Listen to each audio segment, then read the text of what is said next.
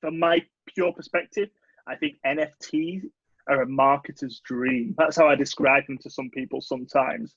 I think in terms of mainstream adoption for crypto, I think they really could sort of drive that on their own. They're just brilliant for the entertainment space. You know, we look at crypto so much as just being finance. And these, we look at NFTs and they just are really overhauling, improving entertainment. I think we're still touching on the surface. We've not really seen. I think we probably will begin to see in the next few weeks as sort of the metaverse's launch. The idea of kind of interoperability between sort of games. I think there's just a huge benefit in that.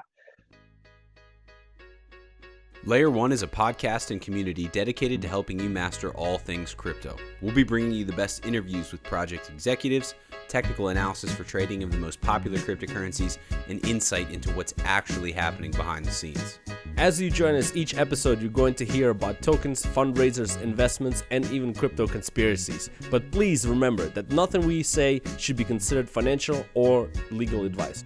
Come join us on this journey and welcome to Layer 1. All right, guys, welcome back to another episode of Layer 1. I'm here with my main man, Dima. I'm here with Oliver Carding from CryptoKaiju. We'll start with Dima because he is my main man. Dima, what's going on? Yeah, no, I'm excited to be a part of this duo again. Another interview, another guest. We have CryptoKaiju. I'm excited about it. So let's hit it, man. Yeah, absolutely, man. So I feel like we've had a ton of great guests. You guys have been really commenting and you like the previous 3 weeks have been phenomenal. But, I think CryptoKaiju is so unique in what they do. And I don't want to put words in the founder's mouth here. So I'll let Oliver start talking. Oliver, how are you doing today, man? I'm great. Thank you very much for having me. I've been looking forward to catching up with you guys. Looking forward to a good chat today. Awesome. Yeah, you're a busy man, so I'm glad we got you on. But we always start out with kind of talking about your background before crypto as you grew up. We like to get kind of, I hate to use the word ethos because I used it on the last podcast, but I'm going to use it again. I kind of want to hear about you as a person and how that kind of works its way into your work and in your life. And let's start at the beginning. Okay, cool. So I'm 30. I'm not 30. Why am I saying I'm 30? I'm 33 now. I'm 33. I'm from England, a place called Manchester. I don't know really where to start. I've had a pretty strange career. I started out working in fashion and production. Again, bits of design. Moved over to marketing kind of about 10 years ago, and then got into crypto around about 2013. But I think CryptoKaiju reflects my personality pretty well. I've been collecting weird stuff since I was about 15 years old. I got into sort of designer vinyl toys when I was around about 17, 18. It was great to actually be able to make a toy. Which specifically kind of collectible toys did you collect? Oh my God, I've got so much old core stuff. I was really into Futura. It was always just street art. So really, I know it's a bit cliche when you look at into Futura and cores, but I loved Futura. I loved all the appointment. In fact, I can't show you because I can't twist my computer up. We've got so much stuff up here. Just wow, appointment and a lot of cores, Futura, Stash, Bear Bricks. 2 bricks. We've got loads of them. I don't know where to pull this back now. I can't get it back up there. I was into that for years and years and years. So it was actually pretty cool to actually be able to make a toy. How did you get into crypto? Can you elaborate that a little bit more? You mentioned what was the first thing that you kind of got you into crypto? A lot of people will be like, well, I read the Satoshi's white paper, and I was like, wow, this is amazing. I need to get into that. What was the kind of the trigger for you when you start hearing about it? Who did you hear it from? Tell us a little bit more about it. I'm not going to bullshit you. It was drugs.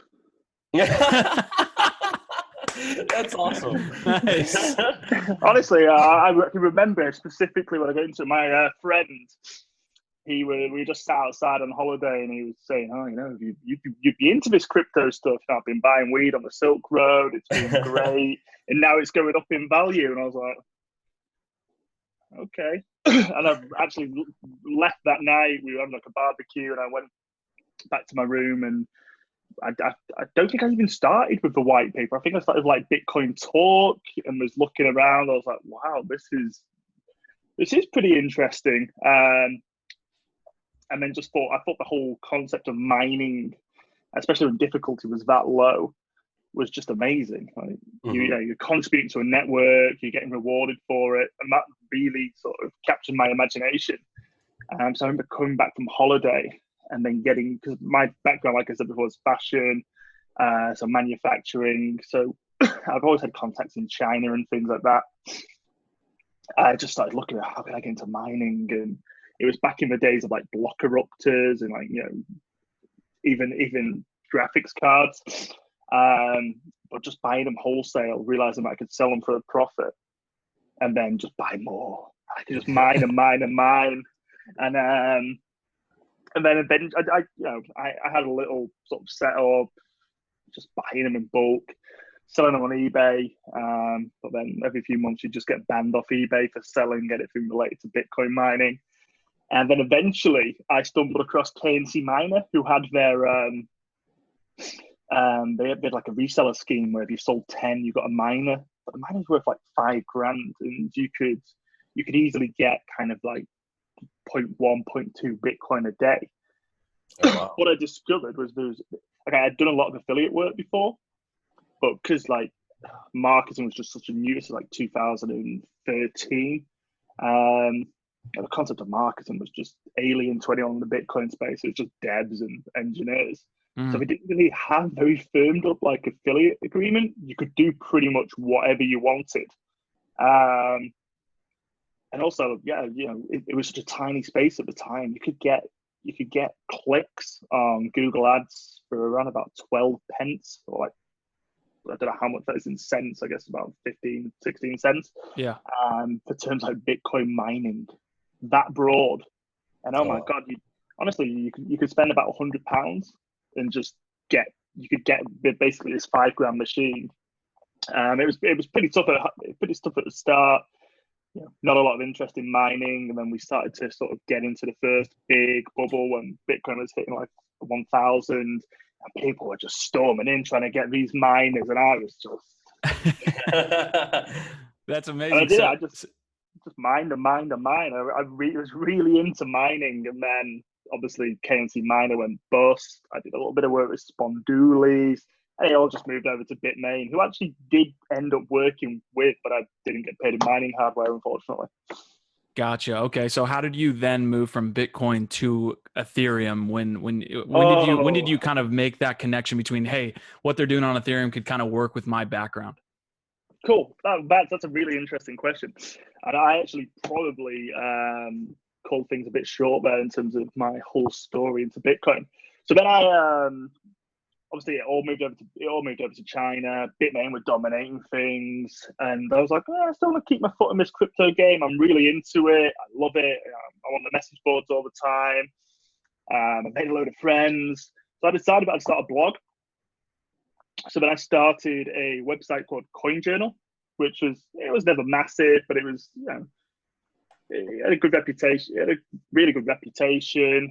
We did put out some good stories over the years.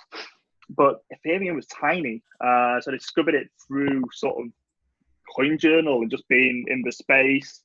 I bought in the first Ethereum pre-sale, and I bought 100 ETH. I lost 50 of them by the time we had, before you could actually claim after sort of the actual chain launched. And then I wasn't that into it, to be honest with you.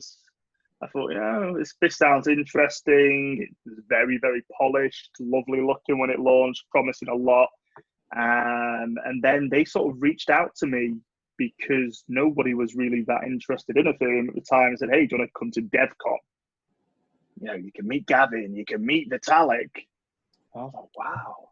So I went along, and I was like, actually, this Ethereum stuff is pretty damn cool. But DEFCON 1 was amazing. It was like Vitalik, you had Gavin Wood.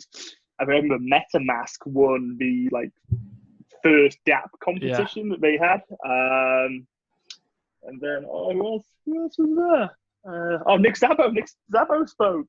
It was great. Really cool. And then I was just kind of interested in it since. It's I'd say that I probably am now universally interested in Ethereum over other stuff, but at the time, it was just one of many other things. And then yeah, I kind of met the guys that I met. I went to a blockchain startup in Manchester. We don't have much of a blockchain scene in Manchester at all. I got chatting to the guys that ran that, and they had a website called Known Origin. I was aware of CryptoKitties and sort of the ideas around NFTs. And they were like, hey, we're going to launch an art platform. I thought, that's really cool. I thought about that for physical art. It kind of looked at me like, one step at a time. And then just working with those guys, we kind of then developed CryptoKaiju to almost be physical art. In fact, I don't think I got any with me, but on the sort of original packaging for like Genesis and stuff, it says Known Origin and CryptoKaiju. So yeah, that's it. Interesting. You mentioned that the crypto scene in Manchester is not too big. Why is that so? Is that because of regulations, do you think, or just people not really interested? Or I think it's England as a whole. I don't think we aren't very good. Like it's sort of ironic because you look at sort of Manchester's history and Manchester's history with tech. And you would expect there to be a bit of a crypto scene, but I think it's just England as a whole. I've been to a lot of like meetups, and you look at, say, London, which is a lot bigger than Manchester, and you go down there and you're like, whoa, there's loads of people. But then you go to New York and you'll just go to like a small local meetup on a Wednesday night, and you're like, whoa, oh my God, this is like our conference sizes over here. I think it's just the country as a whole. We aren't very good from a regulatory perspective. We are a terrible company. Terrible country in terms of looking after startups, looking after entrepreneurs. We just decide to tax them very, very, very hard. It's not I wouldn't say it's just not a good environment for startups, and that obviously really hinders the crypto space. I just don't think crypto adoption is massive over here anyway. But it definitely is growing. We go to Blockchain Manchester. It's normally once every sort of 1 or 2 months. And that's growing steadily. It's good to see what people are working on and how that's actually building. And the other thing that's interesting to see is a lot of people that would come and just be enthusiasts who are now working in full-time roles. Nice. Did you, while you were working, exploring Ethereum, or when you bought it, did you catch the phase of ICOs? Did I ever invest in any ICOs? Yeah. This is going to be a great answer. I invested in the Ethereum one. Right. Works out. EOS. Does that count? EOS, yeah. I didn't invest in that many, Mm-hmm. So you did participate a little bit. Yeah, a little bit. I'd say I was in the first one with Ethereum, so like the granddaddy of ICOs. Right. But no, I don't know. I wrote about them a lot. I've never been that much of a hodler, to be honest with you. Whenever I've had sort of crypto, I've sort of held it for a little bit and then always just cashed it out and done something nice or bought a house. Well, I wish we all did that at the top of the last cycle, but geez, I wish I'd done it at the top. I'd be bloody retired, but it was never at the top. It's always a bit too soon. Yeah. You always get to a point where it just becomes kind of a back and forth between, hey, I need to cash out here and take profits, or hey, it could run up another 2x, 3x. So we always talk about that on the podcast, but it's funny. I'm sorry we got to 20 minutes into the episode without me asking you what team you supported in England. I'm a Chelsea fan myself. I don't know who you support being in Manchester. Well, it's not Manchester United and it's not Manchester City. Okay, it is the mighty Stockport County. What is that? The mighty Stockport County. Stockport County. Whoa. Wow. Stockport. How are they doing? I can't believe you guys have never heard of Stockport County. What How are they doing it? Well, they were in the Championship? Conference North. They were not in a championship. They wish. They were in the Conference North last year, and now they're just in the regular conference. But Yeah. they're doing pretty well. At the beginning of the season, it looked like they might get 2 successive promotions, but it doesn't look like that's going to happen now. But they were good at a point, and then they just went bankrupt. But I've seen them beat Manchester City so many times. Wow. Okay. Well, I appreciate that answer, man. I do. 15 years ago, Manchester City, I know they're winning the Premier League now, and they keep trying to win the Champions League, which they will never do. But they, 10, 15 years ago, they were in League Two, which was the same as Stockport County. And then Stockport County went bankrupt, just kind of. City got bought up. Yep. So he got bought up and woo! Yeah. Okay. All right. Well, let's get off this topic because I don't know how far we can go down there. But we can stay down for hours. Let's move on. Let's talk about CryptoKaiju. Let's talk about that initial sale. So you kind of found Ethereum. You kind of decided, hey, this is kind of what I want to do is create these crypto collectibles and also have these. I think you called them NFCs, but they're synonymous with NFTs. And your Genesis sale, you thought you were going to do a certain amount, and then you absolutely blew those expectations away. So go into that. Of course, yeah. So just picking up on kind of where we left off there. So I met up with the guys from BlockRocket and Known Origin, and we started to talk about this weird idea that I had, and I helped out with Known Origin a little bit. Those guys were doing a great job. They continued to do a great job. We put them in the right direction. We've done a little bit of PR and comms with them.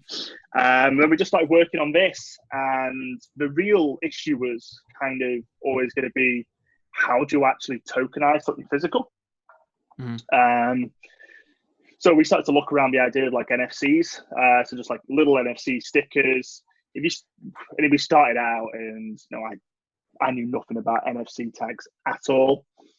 I thought, you can put anything on it and lock it, but the problem is that you can clone them; they're not secure.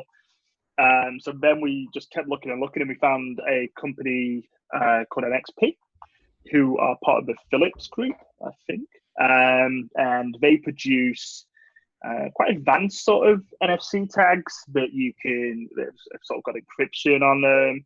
But the big thing for me was they had unique serial numbers, and the unique serial numbers are kind of not written afterwards. They're done at sort of factory level, just kind of burnt into these chips. And that was brilliant because it meant that we could sort of find a unique identifier. So we could do an NFT and we could build an NFT, but then in the metadata, we could put this kind of unique identifier. So we'd know that everyone was unique. So if you kind of look at the bottom of that little guy, just got those, and then you just kind of scan you.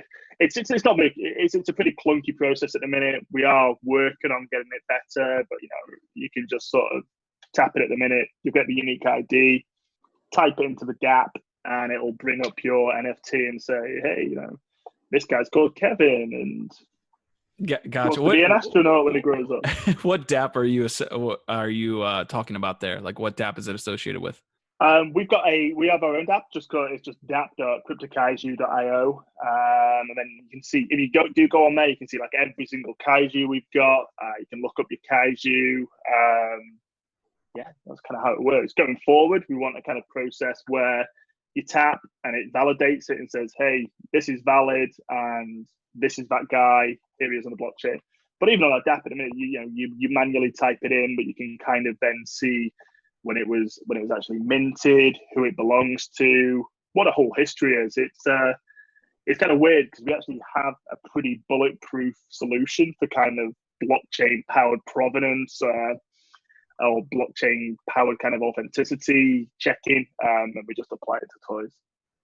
Interesting. I have a question about, let's say I have these toys and, I just give those toys, let's say maybe to my nephew or so on, and I don't do the transfer of NFT, how do you guys incentivize or maybe make people do actual transfers on the blockchain when you actually give them the toy out, maybe, as a gift to somebody, and not kind of keep that NFT while giving the toy away, It's a good question.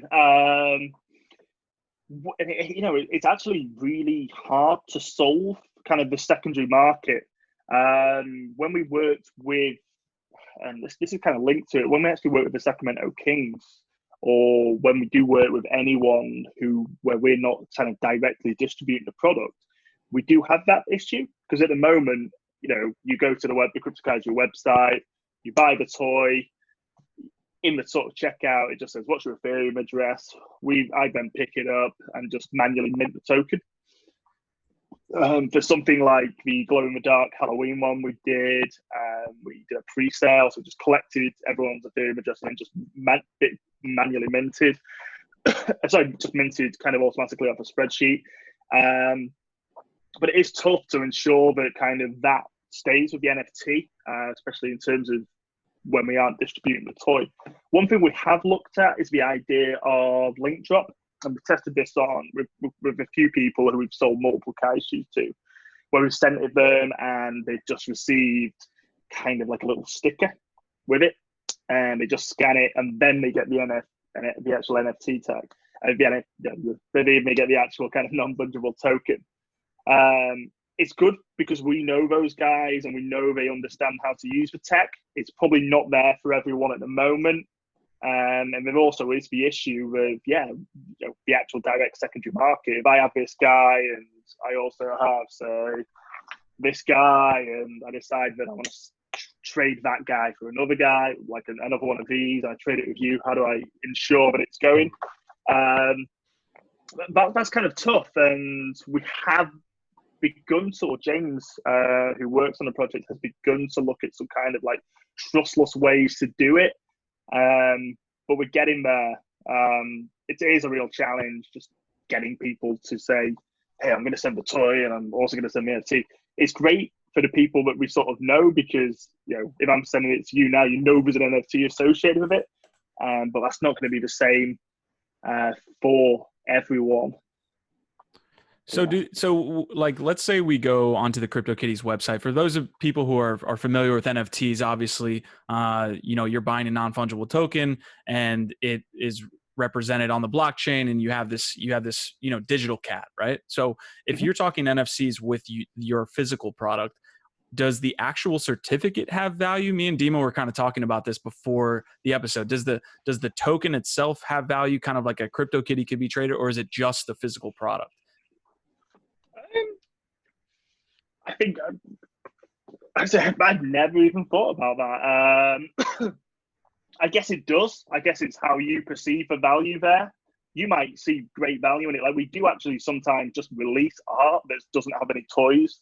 Like on Known Origin, I will sometimes just be doodling and I will draw one of the characters doing something or tokenize it as a piece of art. And that's got value. So I guess in some ways, there can be value in just the NFT itself. And I have actually had someone try and buy just individual tokens off me before. So I guess there is value. For me personally, I don't think there is in this sense, because, with CryptoKitties, you've got this digital cat, but you can breed it and you can make other cats, and there's this whole trait system there. I think we're kind of a bit different in that sense, and I'm not sure there's too much value in just getting a Kaiju NFT at this moment in time without kind of the toy attached to it. Yeah. How we kind of treat NFTs is almost, like you said before, it is just a certificate of authentication. And the beauty of kind of ER721 is that, in theory, if we did kind of, and we might be partnering with other people, games and things, you would have a certificate of authenticity that you then could load up, and you've actually got a character you can play in the game. And that's what really excites me about this space. Mm-hmm. But I think in a minute, standalone NFT, I personally wouldn't buy one without the toy attached. Yeah, I kind of understand what you're talking about. And I like that you touched on how NFTs maybe like play into VR or kind of play into other things going forward. Because again, like we had this conversation, I think last week, it might've been on Layer One Live, our news segment, but when people are buying these digital cats, it's like, just like you're saying, there's no product really attached to it other than being able to view it on, the CryptoKitties website, right? Like you can't, and now you have the opportunity to sell it on secondary markets like in OpenSea. I'm sure there's like a couple other secondary markets that are trading it, but you need to have the ability to use this kitty and be able to show it off in other environments like you're talking about. So I'm going to take one step back here just real quick. So take us through kind of like that initial Genesis sale and how that stuff blew away your expectations, and then take us into that Sacramento Kings partnership that you touched on, because that's huge. No problem at all. Yeah, it is cool. Sorry, I totally skipped over the sort of Genesis stuff there and got completely carried away. So we developed it. We looked at kind of actually how we do it. We had a design it was just so we did this print ages ago. It's actually by a guy called Bitcoin Shirt and me, and we sort of designed this dinosaur character. That was just a giveaway, and it's just messing about with stuff. So then I was like, we should make it with this sort of dinosaur character. He can be the mascot. We'll call it CryptoKaiju. We looked at it, and I honestly thought this, it sounded great on paper. It sounded fantastic, and it's actually really weird. Who the hell is going to actually buy this? It's like a niche of a niche. Like if NFTs at this point were a niche, this is really niche. So I expected, honest to God, we're going to sell if we sell 40 of these things, that breaks even, because it's very expensive to do small run toys, I assure you.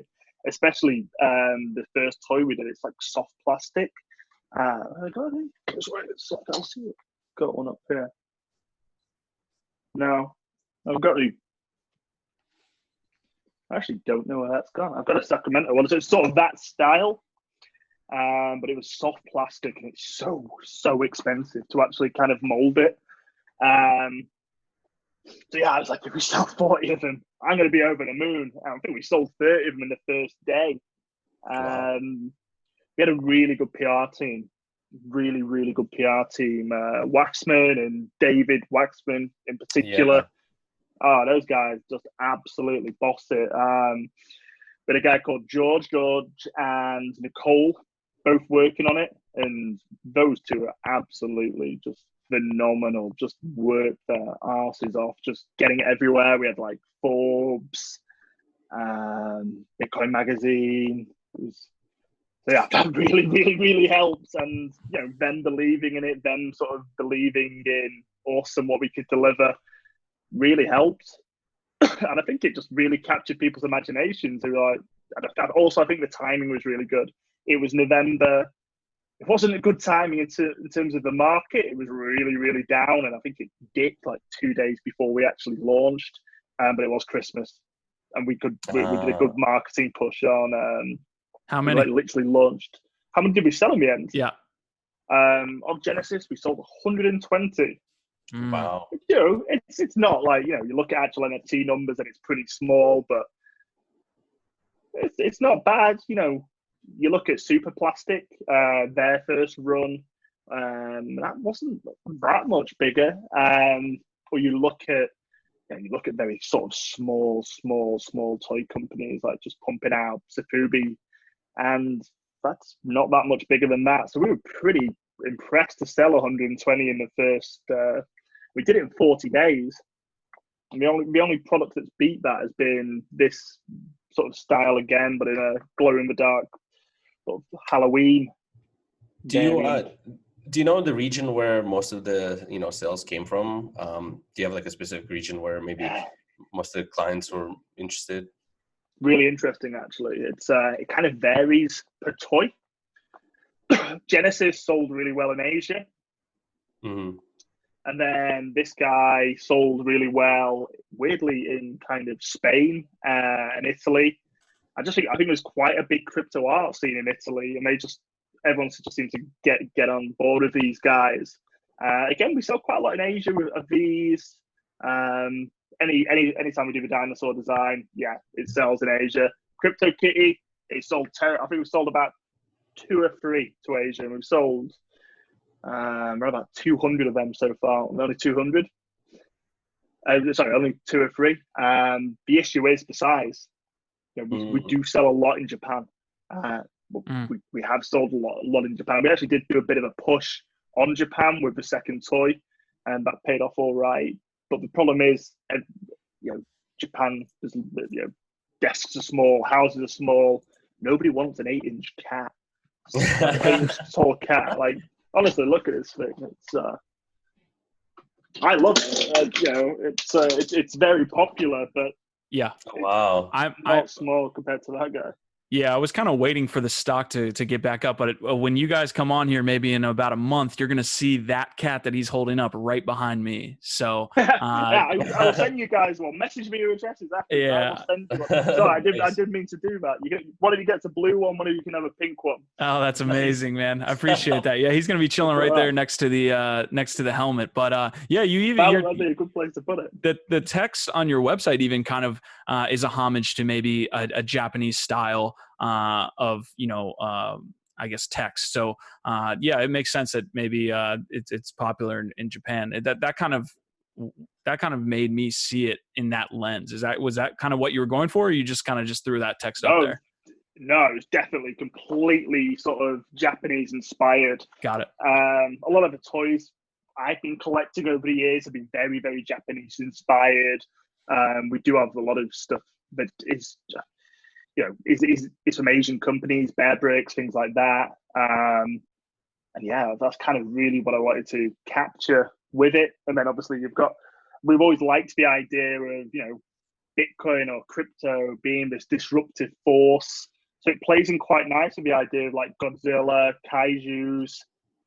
We just really, really cutened them up a bit. So it's not the scariest of Kaiju. This guy comes to your town. I don't think you're going to be too scared. Are you guys, I guess, looking to expand, and have some new toys come out? We've got one in development in a minute, and coronavirus is really slowing it down. I see. Yeah, that's hurt. Chinese production's being hurt across all industries, but yeah, it's crazy to see like somebody in person that's dealing with that. Yeah, it's we actually started developing the next toy in sort of end of November. Typically for us, we work on around about 90 to 100 days from sketch to end figure.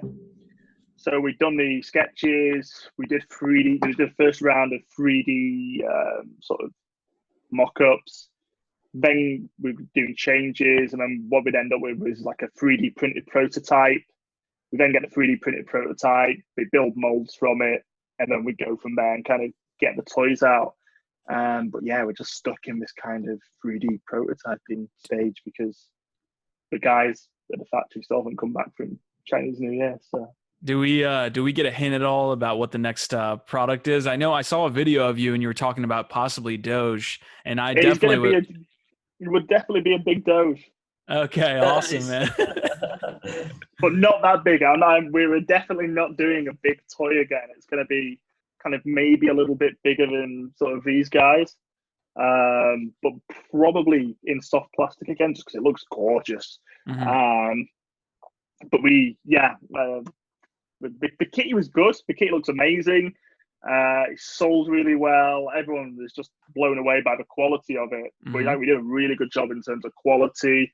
But oh my god, like big toys, just big problems. You actually get a CryptoKitty with it, right? So you do, yeah. You get 2 NFTs with it, because what we did was we almost built this daisy chain. So you get the kitty, and then on the base of the kitty, when you scan it, it gives you 2 IDs. It gives you an NFC ID, and it gives you the kitty ID. And the kitty ID lines up with the kitty that we send you, that we breed for you. And then the NFC ID is based on the kitty. We pull the kitty in, and sort of blend it into sort of the Kaiju way. So it's got an NFC applied to it, and then we apply a little bandana to it and mint it as a new NFT.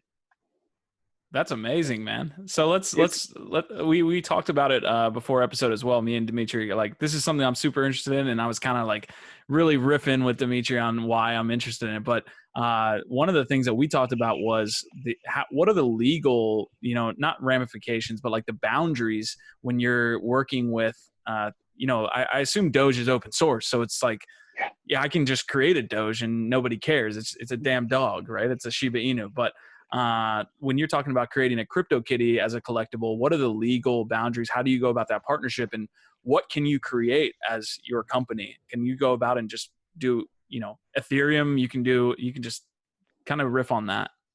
Yeah, I'll start by specifically talking about the CryptoKitties. Dapper are amazing. Dapper have got a license in place called the Nifty license. And basically what it says is you can produce art associated with, it's basically an open source license for your CryptoKitty.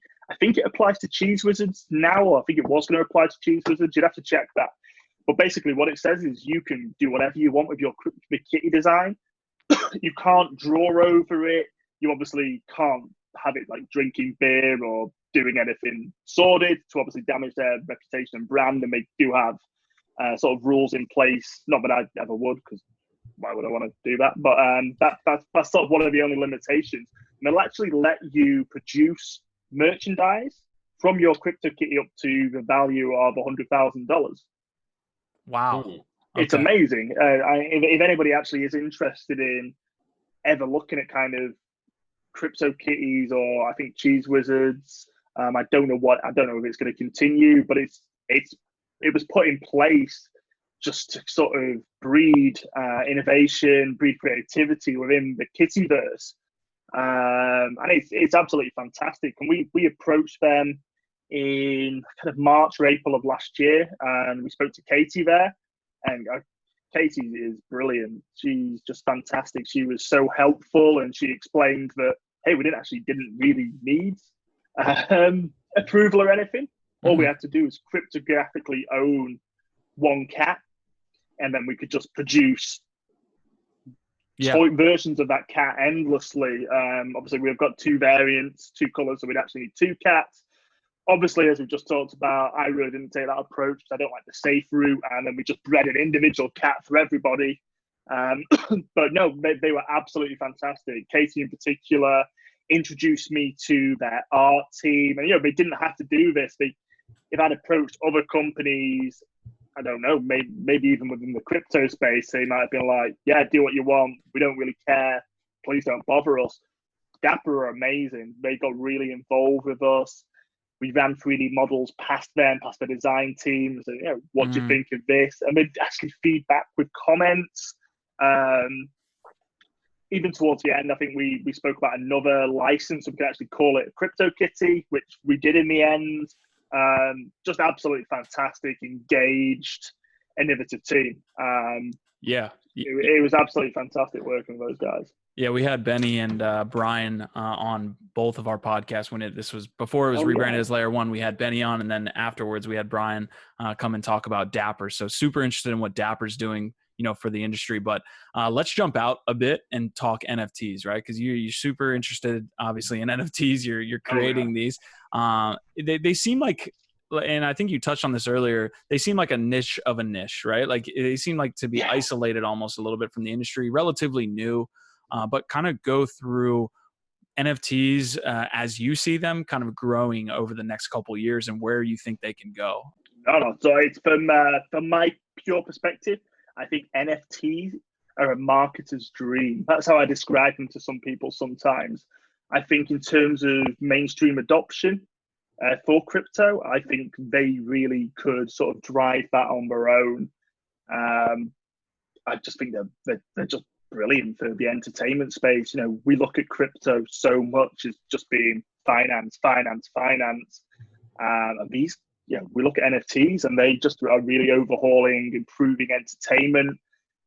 But I think we're still touching on the surface. We've not really seen. I think we probably will begin to see in the next few weeks as sort of the metaverse's launch. The idea of kind of interoperability between sort of games. I think there's just a huge benefit in that. But I think even if you look at really, really weird things like licenses and sort of using characters in actually using IP in different games, licensing them, it's so transparent with kind of smart contracts. I think Tara from, what's that company called? Tara from I can't remember what they were called. They were big. You don't hear much from them anymore. Rabbits. What happened to Rabbits? Never hear from those guys anymore. But Ty from Rabbits, she spoke a little bit about this at kind of NFT NYC last year, just how it can actually overhaul licensing and improve how people use other people's IP within just anything. I think there's a lot of potential there. But yeah, in the short term, I'm just really looking forward to the idea of interoperability. So, like we were talking about before, you buy a crypto kitty and say you could use it in Decentraland, something like that. I think authenticity, that's the word, that's huge because, when you have a lot of merchandise is fake that's coming, from countries where they just try to replicate the product. I think a lot of the companies that are coming in there using this certificate, to validate that, hey, this is in fact authentic, and is coming from our brand, that is not fake. So in that sector, I think that the growth is going to be huge. And, I agree with what you said in terms of, right now it's, crypto is very speculative and like there's finance involved, trading and all that stuff. And, NFT is definitely like more of a fun side to it as well, So I definitely I agree with you on that point. Q, did you have a question or? No, I mean, we have a little bit more questions, but just for someone who is not involved in the NFT space right now, what are some cool resources for them to check out? We had the guys from Non-Fungibles on, I think like two months ago, and they have a cool website, obviously, to track non-fungible transactions and volume. There's obviously OpenSea to be able to trade. What are some, I know you talked about Known Origin. I'm not familiar with them, but what are some cool NFT, I guess, resources that we wouldn't know about not being in the NFT space? I think within the NFT space, there's almost just sort of like different tribes, different pockets based on what you're interested in. As I talked about before, there's a really big kind of art scene, and it's just brilliant. People, no matter if they're good artists, bad artists, they're able to like kind of tokenize their art, add this sort of scarcity to it. So that there's never going to be another version. There shouldn't be another version of this produced, and then just being able to sell it without borders, money straight into your wallet. I think that in itself is amazing. And then for the gaming space, it's getting there. I would never really have been an advocate for the gaming space 6 months ago. There just wasn't really that much going on. Games were very basic. Even like Cheese Wizards, had beautiful, beautiful graphics, but the gameplay was a little clunky. Yeah, it's clunky. It's at the end of the day, it's rock paper scissors. But now you're looking at things like Axie Infinity, and there's more to that. That is really, really fun. And then you start to look at kind of like these weird metaverses that are popping up. CryptoVoxels. I know Decentraland's going to launch next week. Sandbox, that looks really good because they do look like they're actually going to be working with a lot of different kind of licenses. And there's Terra Vitura, which looks amazing in terms of VR. So that if you're interested in the game space and you just want to hang out online and do stuff, I'd say that is a good place to start. In terms of general information, though, I'd say there's a hell of a lot of good Telegram groups for NFTs. The OpenSea one itself is great. There's a lot of helpful people, and OpenSea themselves are very, very helpful. Mods just really believe, mods and admins, they just really, really believe in the space. They're really pushing it forward and being pretty innovative in what they do. And non-fungibles.com, like, big up to those guys. They're absolutely lovely guys, and they've got a fantastic resource, keeping up to date. There's a lot of people you should follow on Twitter as well, especially if you're into the kind of gaming space. Like there's John Jordan. If you ever get a chance, go and watch John Jordan talk. He knows everything about sort of crypto gaming and what's going on. My knowledge of the space is very, very much limited to Ethereum, but that guy knows what's going on in Tron, everything. Cool. Yeah, go ahead, Dima. Yeah, I was going to ask, what's the app that you can use to scan your toys? I was just looking at my phone to see if I could get that. What's the name of it? You can use anything. That's kind of where we are at a minute, because we haven't developed our own sort of native app. you can use any sort of NFC scanner. We use, I've got a few on here, but we use NFC Tag Info by NXP, but there's NFC Tools. Basically anything, as long as it can kind of read, basically just read the ID, that's absolutely fine. And the minute what we do is we're putting things into a text layer, locking it so if it can read it. Most sort of new phones, including with new iPhones, and the iPhones didn't used to be able to do this, they didn't get the NFC ID. But they will pull in the NFC ID as well, so you can check that sort of what we're saying on the text layer actually mentions the serial number they're bringing in. To double check. But yeah, eventually we will begin to sort of automate some of that and make it a bit less clunky, because we do appreciate that it's difficult unless you're really into crypto or really into NFC tags.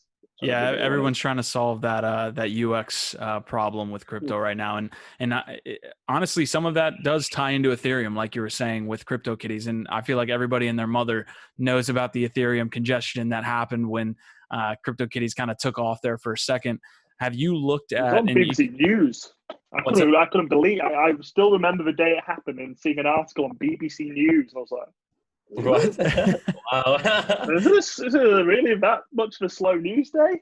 But no, CryptoKitties is a cultural phenomenon, and I really don't think the space or the NFT space would be anywhere near where it is if it hadn't been for that just absolute explosion of CryptoKitty mania. Yeah, it's fair to kind of question where CryptoKitties would be and where NFTs would be if there wasn't that scalability issue that we talked about actually with Pete from Liquid Apps, who's kind of working on interoperability. But as far as, maybe looking at other chains or other protocols, I know you said you were super focused on Ethereum, but are there other protocols that are doing NFTs well? I don't think I'm in a great position to answer that. I think Tron is, just because it's an Ethereum clone. I just never really. What we need to use Ethereum for, what we need to do, and why we use Ethereum kind of just makes sense. Don't know. I'm probably not your best guy. Gotcha. Yeah. Well, I'm sure we'll find that answer. I've got nothing against Tron, but I just never really looked at it. We always kind of debate this interoperability, right? Because we've been a part of networks that have connected, themselves to other games, and I always think to the networks, the interoperability isn't that important. It's more to the applications, right? Like if you're, let's say a casino dApp, for example, you connecting yourself to the Tron blockchain is more important to you than it is to Tron. Like you're not bringing any of the users from EOS over to Tron. They're going to stay on EOS. But so I just wanted to get your opinion there, because it feels like you guys being within Ethereum, and maybe you guys aren't so much in Ethereum as a normal dApp would be, because most of your transactions are off chain, I think. But it feels like expanding and offering maybe a Tron collectible would really entice a Tron community member, or an EOS collectible. I didn't know if that had ever crossed your team's mind. It definitely has, and we have been asked about Tron before. You can even look at this specifically within sort of Ethereum. We have been asked before if we'd like to collaborate and maybe build a toy for a product, but we've looked at it and gone, well, actually, you don't use ERC721, you use Engine. We can't. The problem is, if we could do it, but we'd always have to spin it off slightly. It couldn't be mainline Kaiju. If you look at kind of mainline Kaiju, we'll say, well, this is one of 700 different toys. It gets difficult if you then got other chains and you're bringing it in. And there is just, the other issue is we use IPFS. So the metadata for kind of where that sits is on IPFS. I guess you could still use IPFS and then record it on, say, Tron or something. It just becomes a little bit of a sort of mess as to kind of all these different toys across different chains. We potentially could at some point, if someone came along and they say wanted to collab, and there are some pretty interesting and cool games on Tron. If someone wanted to release a toy on Tron, if we could port it over with exactly the same technology and just have it as a CryptoKaiju collaboration that doesn't sit within the main line, that would be okay. Yeah, I think Kiwi's got a good point there. You can get a lot of the community from those different networks. God, love them, because it's a big tribe out there. So definitely would be a good way to expand. Oh yeah, if we ever found a reason to completely, hey, if we could release, if you could do ERC-721 or NFTs on Doge, we'd do that for the Doge toy. Hey, that's amazing. Definitely can. Definitely can. I'm sure somewhere. Yeah, I think again, like I just said, we had Pete from Liquid Apps, and their whole thing is like layer 2 and in interoperability, and I think like that will become very easy to do maybe in like a year or two's time frame, where you don't even really have to worry about stuff like that. Now, I'm not a dev, so I'm not going to school you on anything there, but I guess my last question, and we kind of touched on it earlier, but the Sacramento Kings partnership, I feel like they're I wouldn't call him a CTO. I forgot his name as well as his title, but there's like one guy who's really pushing this blockchain initiative within the Sacramento Kings organization. I'm sure that's the guy you've been talking to through your partnership, but how did that partnership, kind of start, and where does it go from here? I think there's more than one person there. They all are just so into it. Like, there's just so much into like company culture built around being this innovative sports team that utilize kind of different, interesting tech to do cool things. They've done it for a few years. We did mining for good. I think it was like Bitcoin and Ethereum mining, where they got some miners, used the electricity and resources of the stadium, and then donated the funds to charity. But yeah, they approached us out of the blue just after Genesis sold out. And to be honest with you, I thought it was a prank call. I'm not gonna lie. I thought this is like you've got this obscure toy company that sold 120 toys. It's good. I'm not knocking it, and I was, like I said before, was over the moon with selling 120 toys. But you don't expect someone quite high up at an NBA team to ever have heard of you. So I was like, this is one of my friends messing about with me.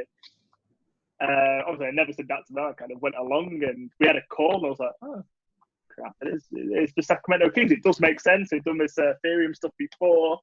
And they basically just said, every year we pick a few things that we think are cool, that we think we'd like to work on. We thought yours was really interesting. Can we talk? And we talked for a very long time about different ideas, things we could do. And then eventually we settled on, I've not even got the second one of this. And this actually isn't even mine. This actually needs to go to the Sacramento Kings at some point. I'm just waiting on the name information. But I don't actually have two versions of this in both colorways. So we did two different colorways of this. It's based off the colorways based on my home kit. And then a classic sort of kit design they've got with the classic colors. It was just amazing to work on, but it opened our eyes and ears to so much different stuff around how do we actually sell these how do we sell these if we're not distributing them? How do you ensure that somebody that's not familiar with crypto can claim the token? And we did some interesting stuff around that, like I said before, like QR codes, things like that. We didn't use link drop because it would be difficult if people didn't have apps on their phone. But what we did is we had a little business card with it. You scanned it, you went onto a form, you typed in the ID, and then we actually get the ID and we pre-minted everything. Then we just distribute the tokens based on that. What's been the user feedback from that? Have you heard back from people who aren't crypto users and they've been like, hey, this is awesome? Or has it been like, hey, this is kind of tough? No, we've had a few people who've just picked it up straight away. Their team have been amazing. Like internally, they've been in these scavenger hunts to give them away, and they've had sort of members of their team on site explaining and saying, "Hey, get Coinbase wallet, do this," which has helped a lot. But we also have had people who didn't really follow it, haven't really kept up with the Ethereum side of it, but then have like followed us on social, got involved and then messaged me and gone, all right, now I'm kind of looking at this Ethereum thing. Can you send me the token? It's like, yeah, sure. You go there, set up this wallet, send me your address. And the feedback's been that people have not found it too difficult, but they're just in love with these characters. Like we get sent pictures of people and they're just like, this is the coolest thing. And there's only going to be 100 of these. And I'm a huge Sacramento Kings fan. And I've got something that my friends will never have. I think that's amazing. I think the overall trend, since the market is picking up right now, it's heating up.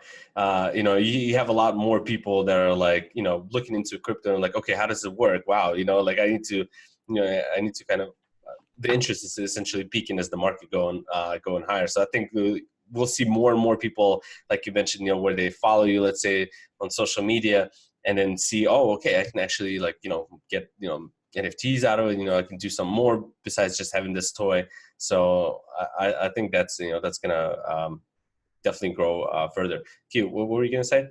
I was gonna say Oliver's the only Stockport and Sacramento Kings fan combined that's ever existed. Oh, yeah. They're my NBA team now. Yeah, I'm sure they are, man. So what are you guys going to do in the future here with Sacramento Kings? Is this partnership going to continue and you're going to continue to put a shot collectibles? Is this like an NBA wide thing that you think you might be able to do? I don't know. We have actually spoken to other sports teams, not NBA teams, but we have spoken to other sports teams off the back of this. I don't know if we'll work with Sacramento Kings again. I'd like to, but they are still giving out the toys. It's part of like a season-long sort of scavenger hunt. I'm still in touch with them. I spoke to Jake there, who's brilliant and just been absolutely amazing in pulling this all off yesterday. And they actually did a video. It's on Twitter. It's about kind of how they're working with blockchain technology, which is really cool because it's actually got the first time I've actually ever seen a kaiju animated in it.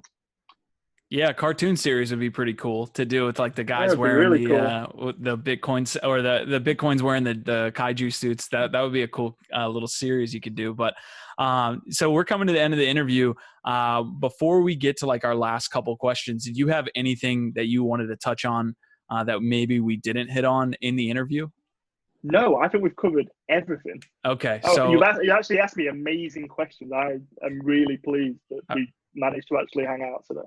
I appreciate that, Oliver, and I appreciate you coming on, man. But as far as talking CryptoKaiju, now we've kind of, want to just like zoom out and talk about the crypto industry. Is there any part of the crypto industry other than like the NFT space that interests you that you think is like pushing forward? I'm interested in Ethereum as a whole. I think we still need to get to the point where we can find a blockchain that can properly scale. I'm still hoping that this will be the year for Ethereum, but I know that ETH 2.0 is now delayed a little bit, or supposedly delayed a little bit. But I'm still really bullish about the whole industry. I think, I wake up every day, and I've been in this space for a long time now, and I'm still looking at things and I'm absolutely amazed and blown away by the use cases. Awesome. And of course, the last question that we always ask our guests is if you have a book recommendation, could be in crypto, related to crypto or not related to crypto, any type of book that, you read that, you would recommend to our listeners. All time? I actually read VC books in the summer and I can't remember what any of them were called. So I wanted to actually learn about that space. But if I say anything, it might just sound really, really cliche. I could be really, really emo though and say Less Than Zero. That's my favorite book ever. Less Than Zero? Not in any way, shape or form related to crypto, but just a classic, incredibly well-written book. Amazing, man. Amazing. Yeah, that's really, really, I look so uneducated and so uncultured, but I can't come up with a book recommendation. I'm so sorry. Well, hey, post episode, if it just hits you, I'll add it in the description, man, and they can find it there. Thank you very much. I'm trying to think of what else is good. I don't know. I've read loads of books and I just can't think of anything. No My worries. daughter's just started crying as well. So. Oh, goodness. I'm just like, ooh. Well, the last thing, man, where can the viewers find more about CryptoKaiju? I know it's probably cryptokaiju.io or .com, but where can the guys find you out there, the guys and girls? CryptoKaiju.io. Head over, join our Telegram channel. There's just a lot of chat. People do sell kind of older, rarer stuff like Genesises, spooky kaijus, things like that. There's a load of chat. There's also a lot of like nice NFT and collectible chat going on along there as well. Follow us on Twitter. We occasionally do giveaways. We share a lot of artwork, things like that. Yeah, usual places. Awesome, man. Come see what it's all about. That's amazing. And the last thing I wanted to say to you is congrats on the addition to your family as well. I think Thank you very much.